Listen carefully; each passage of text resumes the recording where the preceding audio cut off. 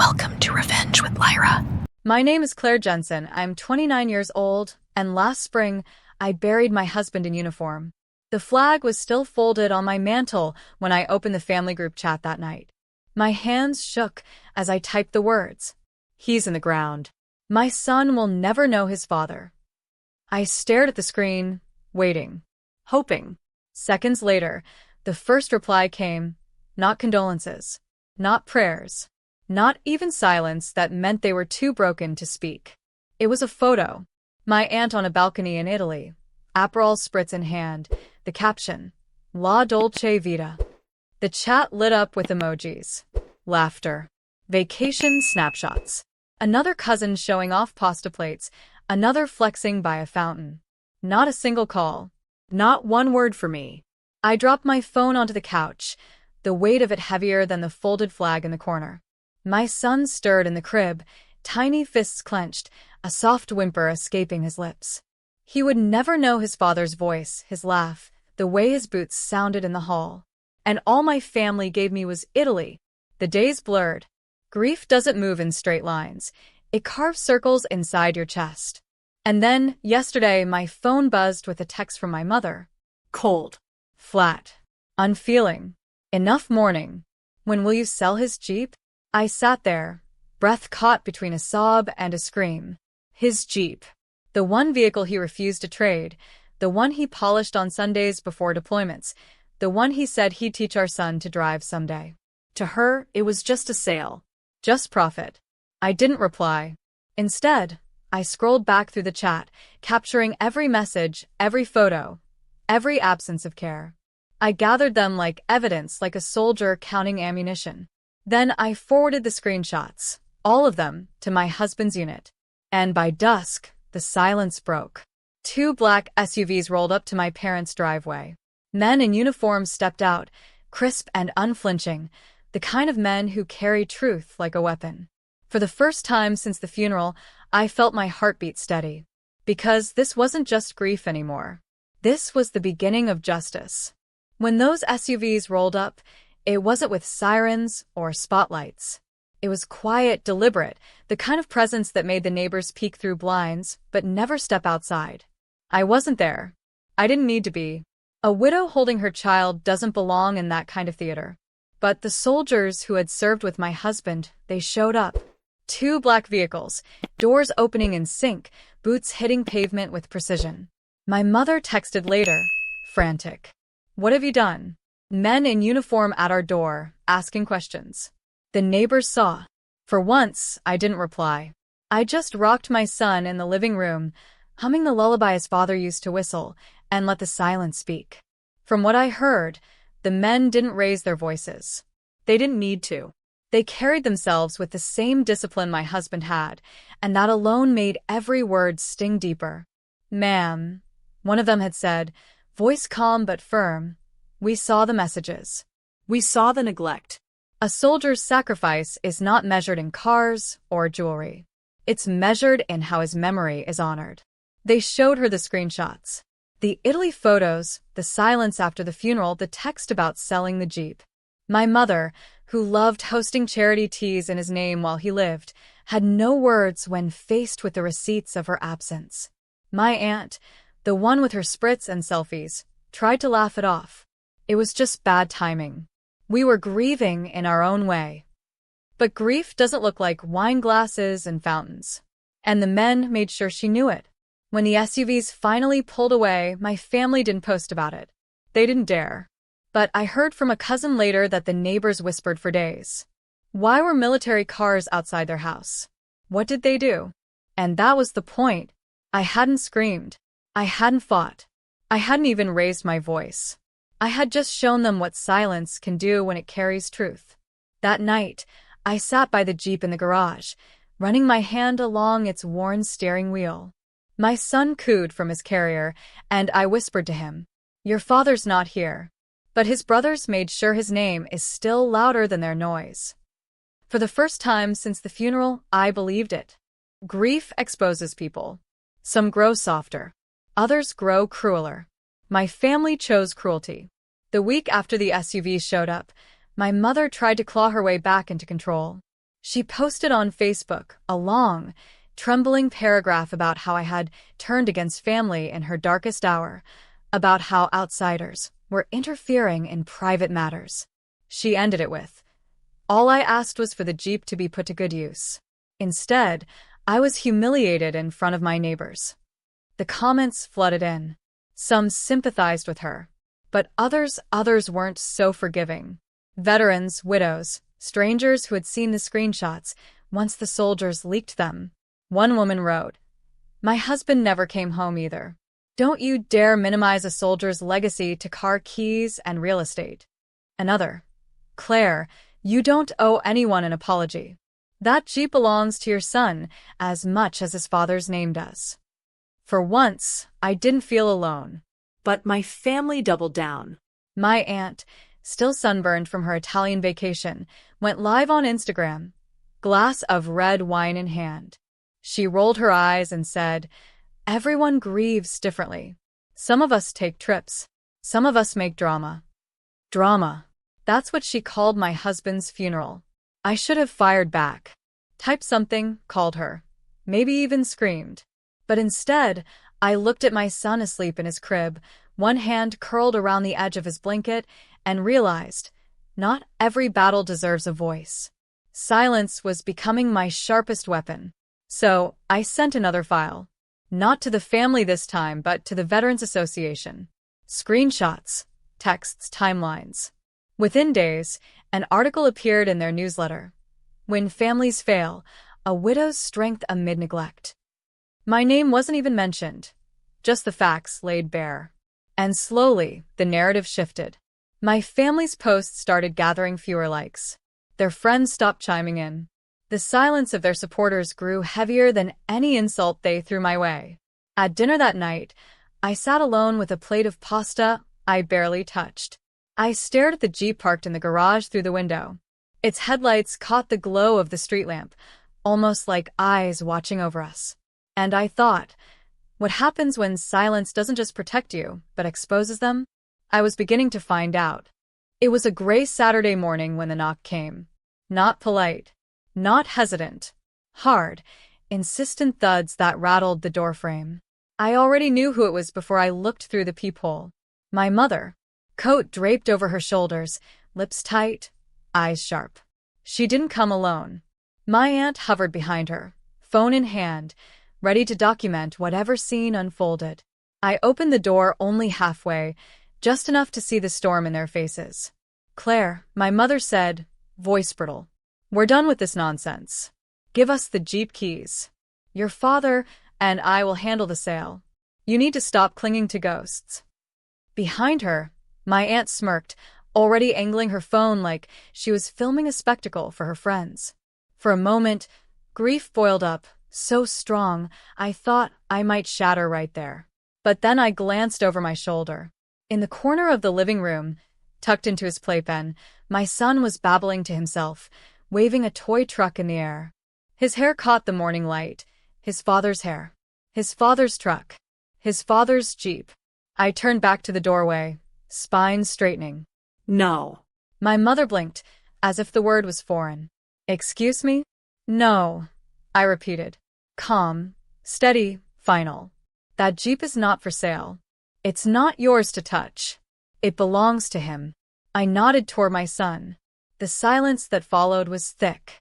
My aunt's smirk faltered, the phone lowering just a fraction.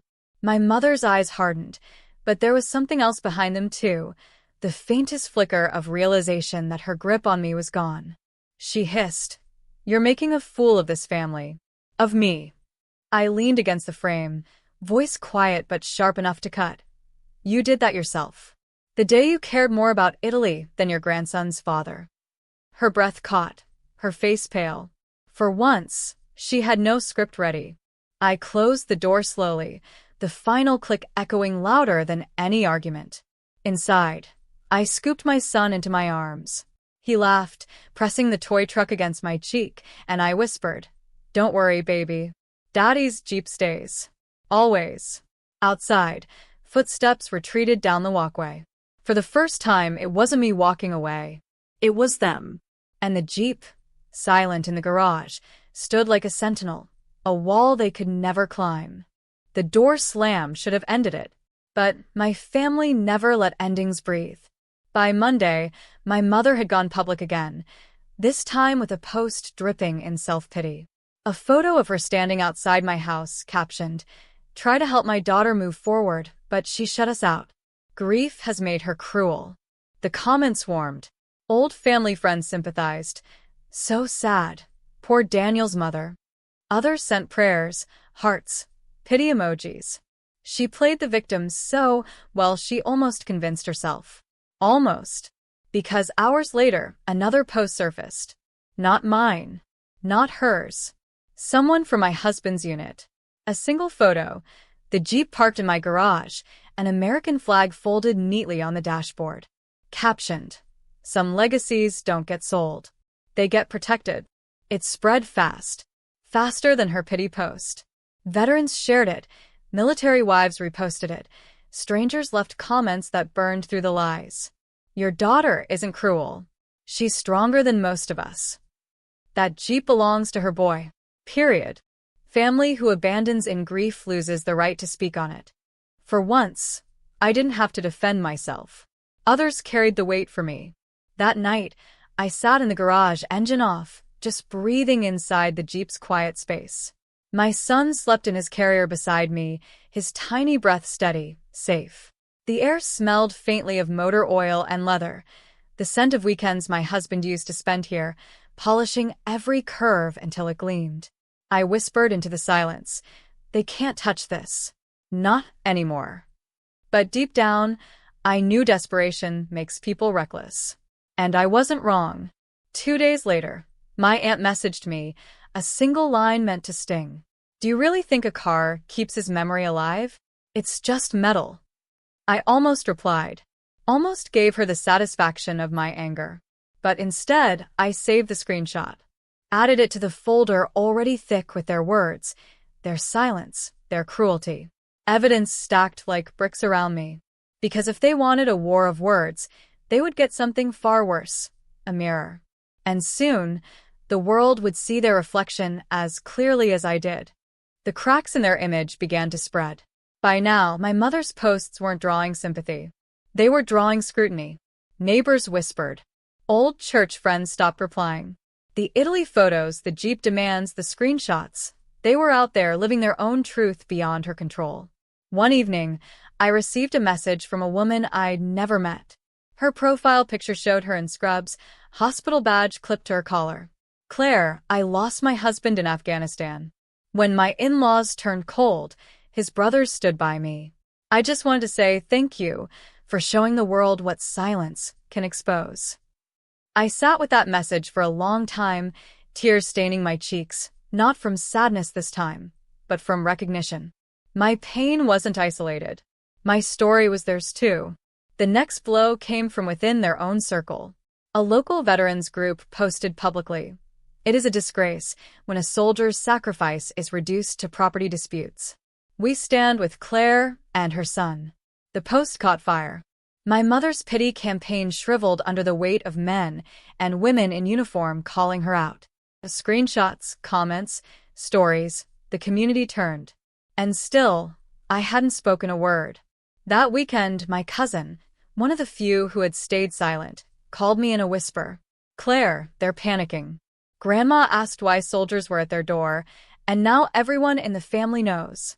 They don't know how to spin this anymore." I sat in the Jeep, running my hand along the dashboard, feeling its cool surface under my fingertips. "They don't need to spin it," I said softly. The truth already did the work. The following Sunday, I passed my parents' house on the way to the store. Curtains drawn. No cars in the driveway. The proud house that once hosted barbecues and Christmas dinners now looked like it was hiding. My son babbled from the car seat in the back, his tiny voice filling the silence. I glanced at him through the mirror and thought, this is the legacy his father left. Not a Jeep, not arguments. Strength.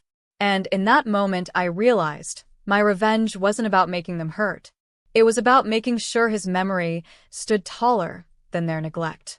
And it already did. Desperation has a way of making people louder. And when my family felt the walls closing in, they screamed.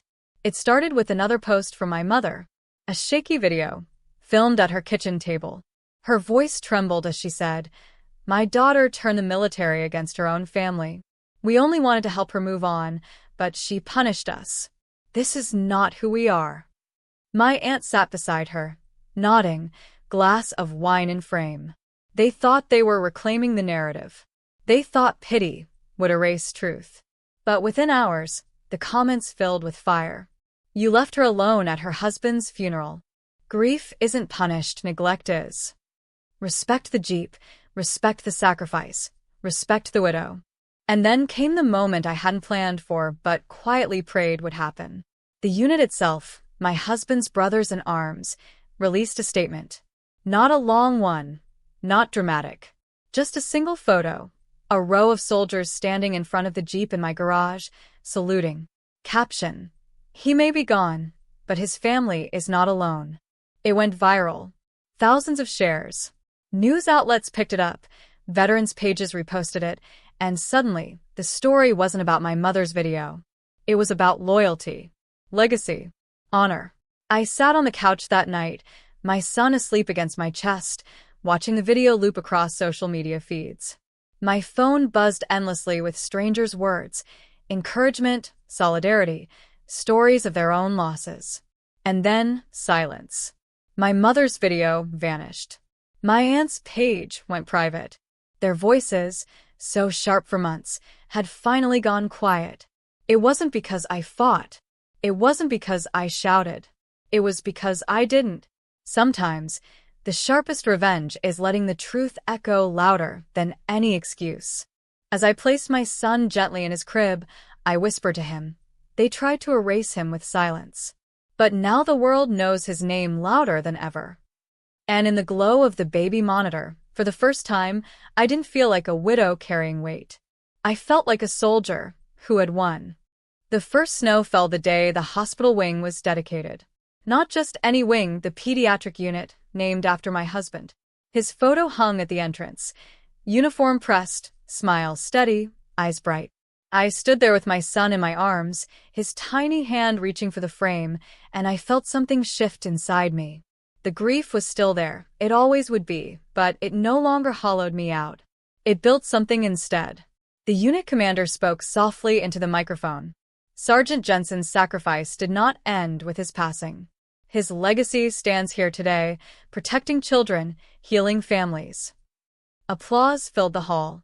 I closed my eyes, letting the sound wrap around me like armor. When I got home that evening, my phone buzzed again. A new message. From my mother. Just 2 words. "We're sorry." I didn't reply. I didn't need to. The apology wasn't for me. It was for themselves, a desperate attempt to reclaim dignity after they had already lost it. I walked into the garage instead. The Jeep sat there, still and steady, the folded flag resting on the passenger seat. I slid behind the wheel, my son giggling in my lap, and turned the ignition. The engine roared alive, deep and familiar, like his voice calling us home. Headlights cut through the snow in twin beams, and for a moment, I imagined him beside me, hand on the shifter, grin on his face. And I realized I hadn't just kept a car. I had kept a promise. A promise that his memory wouldn't be sold, or silenced, or stripped down for someone else's comfort. Outside, the world might still whisper. My family might still sulk in their quiet houses. But here, in this Jeep, in this life I was building for my son, his father's name lived on. Justice hadn't come with shouting. It hadn't come with confrontation. It came with silence that grew louder than their noise. It came with truth that needed no defense. It came with a legacy no one could sell. And as I parked beneath the falling snow, holding my son close, I knew one thing for certain. They thought grief made me weaker. But it made me unbreakable.